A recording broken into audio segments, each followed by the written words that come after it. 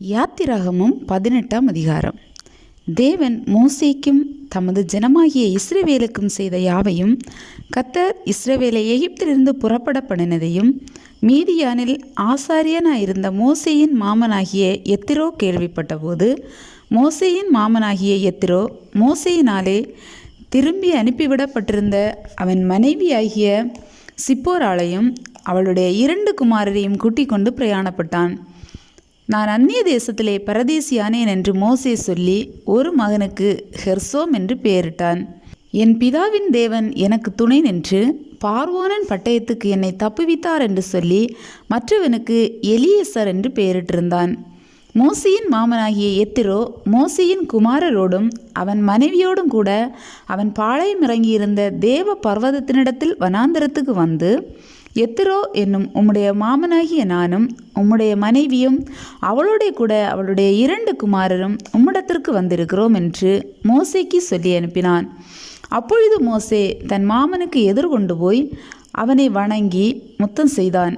ஒருவரை ஒருவர் சுக செய்தி விசாரித்து கொண்டு கூடாரத்துக்குள் பிரவேசித்தார்கள். பின்பு மோசே கர்த்தர் இஸ்ரவேல் நிமித்தம் பார்வோனுக்கும் எகிப்தியருக்கும் செய்த எல்லாவற்றையும், வழியிலே தங்களுக்கு நேரிட்ட எல்லா வருத்தத்தையும், கர்த்தர் தங்களை விடுவித்து ரட்சித்ததையும் தன் மாமனுக்கு விவரித்து சொன்னான். கர்த்தர் இஸ்ரவேலரை எகிப்தியரின் கைக்கு தப்புவித்து அவர்களுக்கு செய்த சகல நன்மைகளையும் குறித்து எத்திரோ சந்தோஷப்பட்டு, உங்களை எகிப்தியரின் கைக்கும் பார்வோனின் கைக்கும் தப்புவித்து எகிப்தியருடைய கையின் கீழிருந்த ஜனத்தை விடுவித்த கர்த்தருக்கு ஸ்தோத்திரம். கர்த்தர் எல்லா தேவர்களை பார்க்கிலும் பெரியவர் என்பதை இப்பொழுது அறிந்திருக்கிறேன். அவர்கள் இடும்பு செய்த காரியத்தில் அவர்களை மேற்கொண்டார் என்று சொல்லி, மோசேயின் மாமனாகிய எத்திரோ சர்வாங்க தகன பலியையும் மற்ற பலிகளையும் தேவனுக்கு கொண்டு வந்து செலுத்தினான். பின்பு ஆரோனும் இஸ்ரவேல் மூப்பர் அனைவரும் வந்து மோசேயின் மாமனுடனே தேவ சமூகத்தில் போஜனம் பண்ணினார்கள். மறுநாள் மோசே ஜனங்களை நியாயம் விசாரிக்க உட்கார்ந்தான். ஜனங்கள் காலமே துவங்கி சாயங்காலம் மட்டும் மோசேக்கு முன்பாக நின்றார்கள். ஜனங்களுக்கு அவன் செய்த யாவையும் மோசேயின் மாமன் கண்டு, நீர் ஜனங்களுக்கு செய்கிற இந்த காரியம் என்ன? நீர் ஒன்றியாய் உட்கார்ந்திருக்கவும் ஜனங்கள் எல்லாரும் காலமே துவக்கி சாயங்காலம் மட்டும் உமக்கு முன்பாக நிற்கவும் வேண்டியது என்ன என்றான்.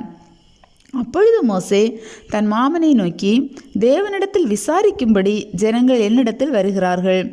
அவர்களுக்கு யாதொரு காரியம் உண்டானால் என்னிடத்தில் வருகிறார்கள். நான் அவர்களுக்குள்ள வழக்கை தீர்த்து தேவ கட்டளைகளையும் அவருடைய பிரமாணங்களையும் தெரிவிக்கிறேன் என்றான். அதற்கு மோசேயின் மாமன், நீர் செய்கிற காரியம் நல்லதல்ல. நீரும் உம்மோடே இருக்கிற ஜனங்களும் தொய்ந்து போவீர்கள். இது உமக்கு மிகவும் பாரமான காரியம். நீர் ஒருவராய் அதை செய்ய உம்மாலே கூடாது. இப்பொழுது என் சொல்லை கேளும். உமக்கு ஒரு ஆலோசனை சொல்லுகிறேன். தேவனும் உம்மோடு கூட இருப்பார். நீர் தேவ சந்நிதியிலே ஜனங்களுக்காக இரும். விசேஷித்தவைகளை தேவனிடத்தில் கொண்டு போய் கட்டளைகளையும் பிரமாணங்களையும் அவர்களுக்கு வெளிப்படுத்தி, அவர்கள் நடக்க வேண்டிய வழியையும் அவர்கள் செய்ய வேண்டிய காரியத்தையும் அவர்களுக்கு தெரியப்படுத்தும். ஜனங்கள் எல்லாருக்குள்ளும் தேவனுக்கு பயந்தவர்களும் உண்மையுள்ளவர்களும் பொருளாசையை வெறுக்கிறவர்களுமான திறமையுள்ள மனிதரை தெரிந்து கொண்டு அவர்களை 1000 பேருக்கு அதிபதிகளாகவும் 100 பேருக்கு அதிபதிகளாகவும் 50 பேருக்கு அதிபதிகளாகவும் 10 பேருக்கு அதிபதிகளாகவும் ஏற்படுத்தும். அவர்கள் எப்பொழுதும் ஜனங்களை நியாயம் விசாரித்து பெரிய காரியங்கள் யாவையும் உம்மிடத்தில் கொண்டு வரட்டும். சிறிய காரியங்கள் யாவையும் தாங்களே தீர்க்கட்டும். இப்படி அவர்கள் உம்மோடே கூட இந்த பாரத்தை சுமந்தால் உமக்கு லகுவாய் இருக்கும். இந்த பிரகாரம் நீர் செய்வதும் இப்படி தேவன் உமக்கு கட்டளையிடுவதும் உண்டானால் உம்மாலே தாங்கக்கூடும். இந்த ஜனங்கள் எல்லாரும் தங்கள் போகும் இடத்துக்கு சுகமாய் போய் சேரலாம் என்றான். மோசே தன் மாமன் சொல் கேட்டு அவன் சொன்னபடியெல்லாம் செய்தான். மோசே இஸ்ரவேலர் எல்லாரிலும் திறமையுள்ள மனிதரை தெரிந்து கொண்டு அவர்களை 1000 பேருக்கு அதிபதிகளாகவும் 100 பேருக்கு அதிபதிகளாகவும் 50 பேருக்கு அதிபதிகளாகவும் 10 பேருக்கு அதிபதிகளாகவும் ஜனங்கள் மேல் தலைவராக்கினான்.